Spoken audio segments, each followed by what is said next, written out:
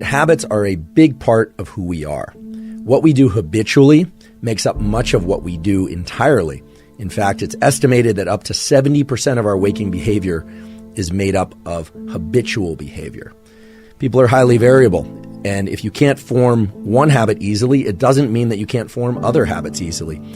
It takes 21 days to form a habit. Some people say 18, some people say 21, some people say 30 days, some people say 60 days.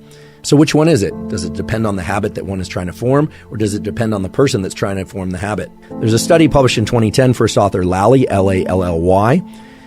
This study found that for the same habit to be formed, it can take anywhere from 18 days to as many as 254 days for different individuals to form that habit.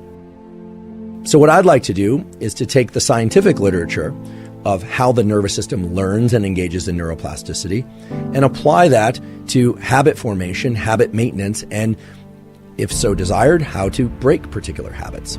I'd like to give you a particular tool that's gleaned from the research psychology literature. With each repetition of a habit, small changes occur in the cognitive and neural mechanisms associated with procedural memory. So I just want to talk for a second about what procedural memory is. In the neuroscience of memory, we distinguish between what's called episodic memory and procedural memory. Episodic memory is a recall of a particular set of events that happened, whereas procedural memory is holding in mind the specific sequence of things that need to happen in order for a particular outcome to occur. So think of it like a recipe or a protocol. Or if for the sake of exercise, it's like sets and reps, or a particular course that you're going to run or cycle, or the number of laps you're going to swim and how you're going to perform it. It's very clear that for anyone trying to adopt new habits, getting into the mindset of procedural memory is very useful for overcoming that barrier that we call limbic friction. How do you do that?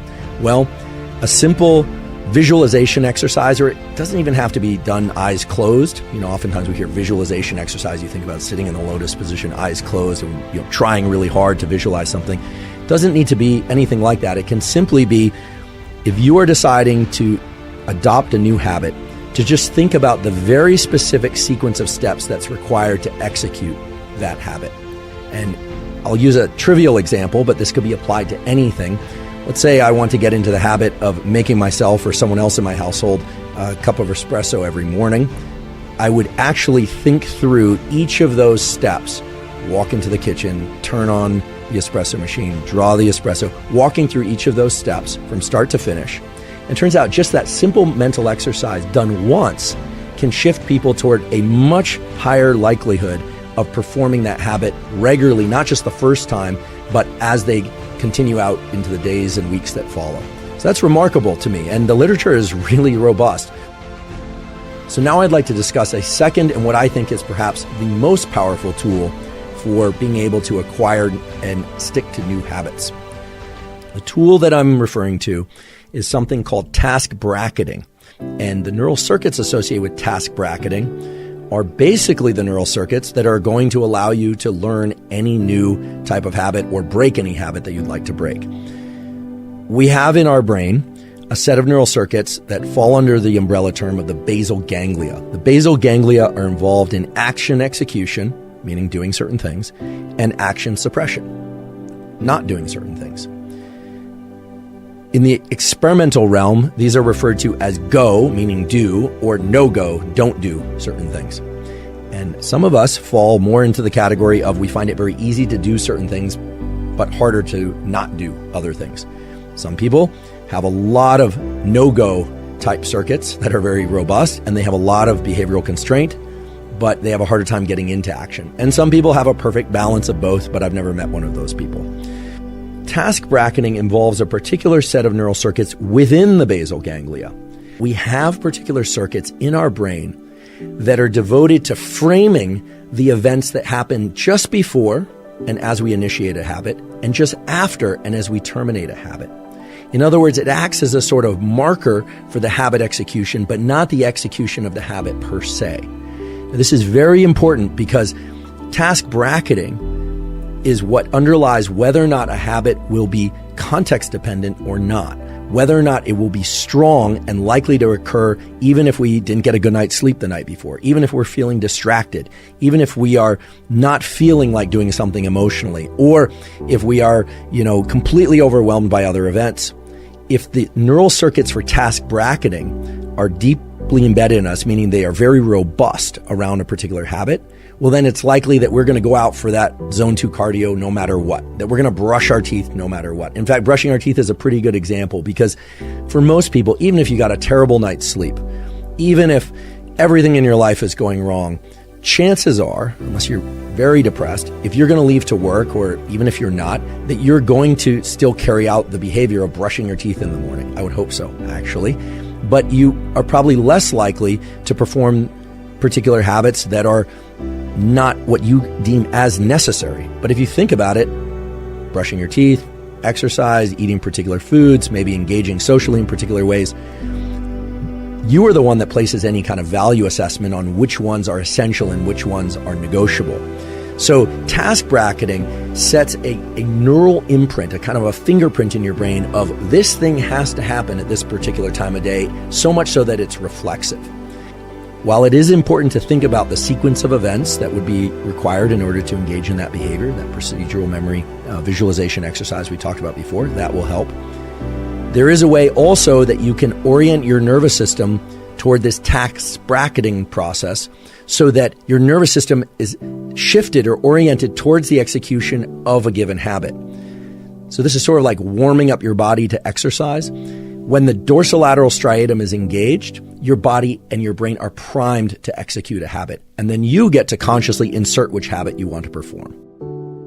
If you are considering adopting a new habit, or if you are trying to break a habit, it's very useful to think not just about the procedural aspects of what you're going to do, but also think about the events that precede and follow that particular habit and the execution, or at least the effort to execute that habit. What you're doing is you're casting a kind of a spotlight around a bin of time or a set of events for which dopamine can be associated. What does this look like in the practical sense?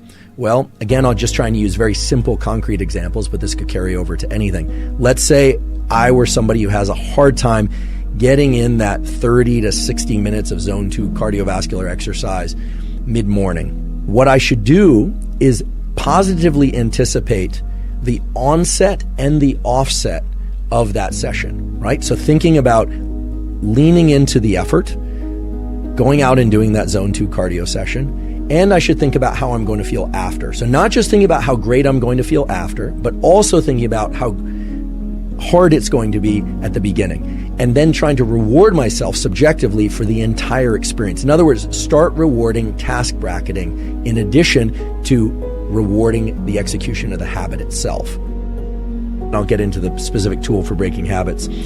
Capture the sequence of events, not that led to the bad habit execution, but actually to take advantage of the fact that the neurons that were responsible for generating that bad habit were active a moment ago, and to actually engage in a replacement behavior immediately afterward. Now, this is really interesting and I think powerful, because I would have thought that you have to engage in a replacement behavior that truly replaces the bad habit behavior, right? That you would have to be able to identify your state of mind or the sequence of events leading into the bad habit.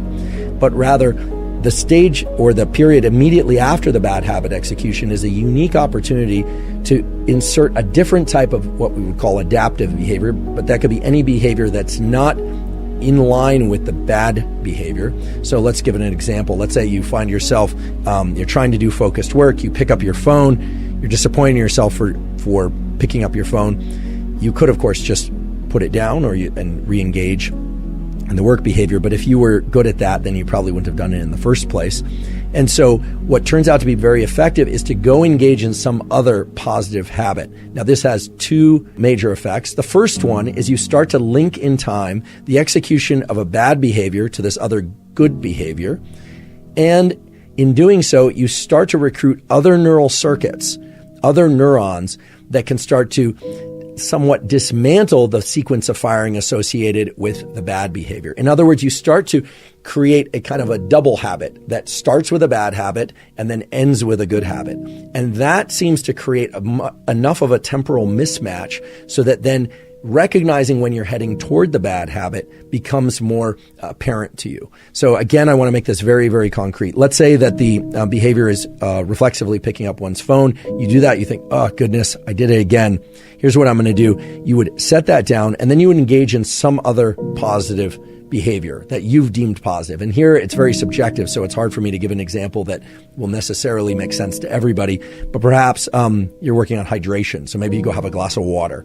Maybe you are trying to do breath work or something. Maybe you are trying to enhance your language speaking skills, and so you go and you spend 5 minutes doing a particular type of language learning. You literally exit whatever you are doing and perform that other new positive habit in the immediate period right after that, even for a short period of time.